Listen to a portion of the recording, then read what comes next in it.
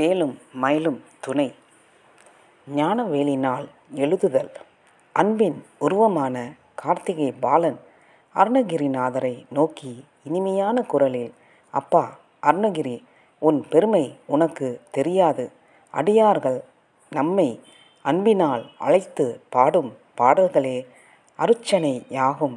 அன்பே உருவமான நீ அருள்கிரியாக இருந்து கொண்டு இந்தமிழ் சொற்களால் எம்மை புகழ்ந்து பாடுவாயாக என்று திருவருள் புரிந்து அந்த க்ஷணமே அருணகிரியாரின் நாக்கில் தம் கையில் தாங்கி வரும் ஞான வேலினால் முருகா என்று எழுதி அருளினார்.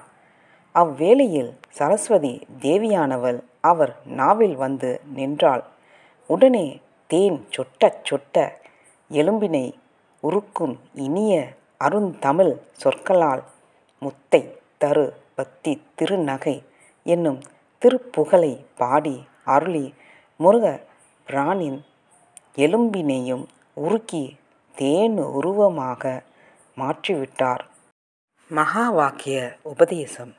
ஆழ்ந்த கருணையின் உறைவிடமாக திகழ்ந்த அருணகிரிநாதரை நோக்கி முருகப்பெருமான், அப்பா அருணகிரி, ஞான சக்தியிலிருந்து தோன்றிய உன்னுடைய முதல் பாட்டானது அபரிமிதமான வசீகர தன்மையை கொண்டது.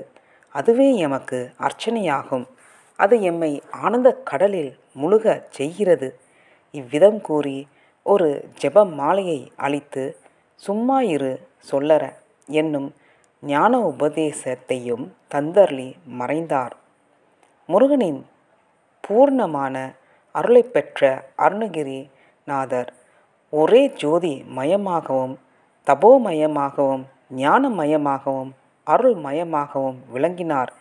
இந்நிலையில் அவருக்கு அன்பும் முருகன், அருளும் முருகன், அழகும் முருகன், அறிவும் முருகன், இசையும் முருகன், கலையும் முருகன் என்று யாவும் முருகனாகவே தோன்றின.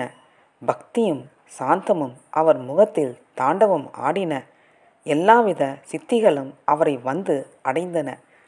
நன்றி, வணக்கம். வேலும் மயிலும் துணை.